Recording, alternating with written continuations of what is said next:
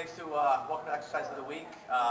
We're going to switch it up a little bit this week and cover some hip mobility. So what we're going to do is we're going to test our client here using what's called the Thomas test, testing for hip flexor mobility. A lot of people develop a lot of anterior hip pain, low back pain and stuff, and they really don't know why that stuff happens. So what we're going to address in this video is the stuff that causes low back problems, hamstring problems, and anterior hip pain. So on a Thomas test, we're going to have our client with their hands at their sides. We're going to take the knee up, and what we're going to do is we're going to bring the knee all the way up into the armpit, and we're going to watch the action of this leg.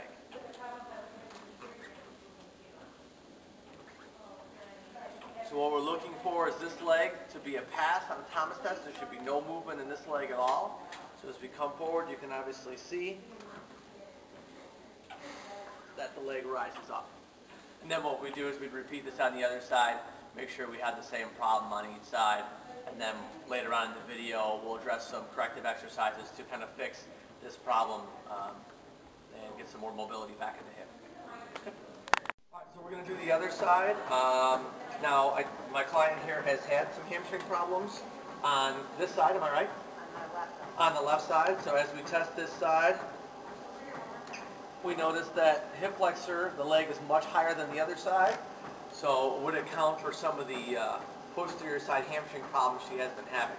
So, which I'll explain kind of later on in the video, why the tight anterior hip does affect hamstrings and glutes and the posterior muscles in the body. Okay, so we tested with our client earlier. She showed tight hip flexors by failing the Thomas test. So what happens is her pelvis is in an anterior tilt from the hip flexors in the front region here, pulling too tight, tilting the pelvis up, causing the muscles in the posterior side to be overactive, tight, and become injury prone.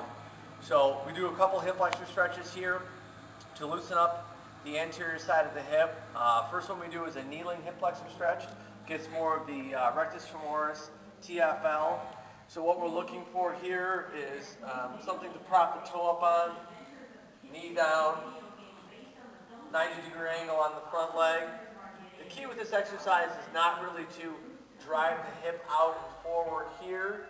The key really is to activate the glute, squeezing the glute, rotating the pelvis, going forward, opening up this joint angle here.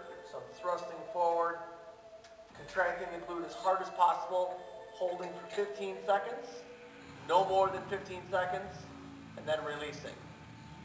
Repeating that again, holding 15 seconds. This would be considered level 1. Level 2 would be taking the arm up while you're contracting the glute, getting psoas involved here.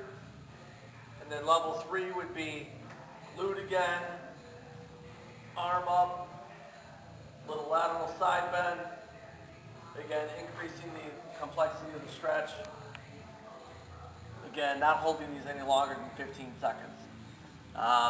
Then what I would do is alternate sides. I would do 15 seconds on one side, switch to the other side, and keep going back and forth. Exercise 2, we want to do a straight-legged version of a hip flexor stretch, which is going to predominantly get more psoas than it is rectus femoris and TFL. So what I'd like to use here is we got our competition bench here.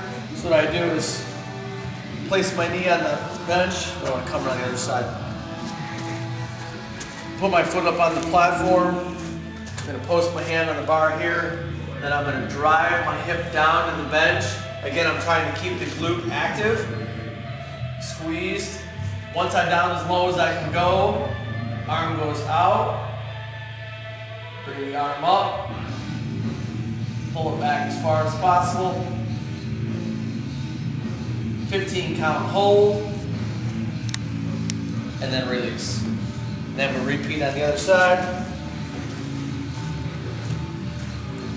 So again, we're forward and down.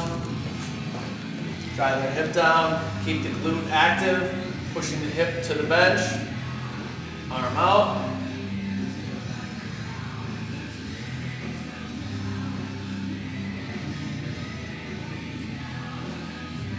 And release.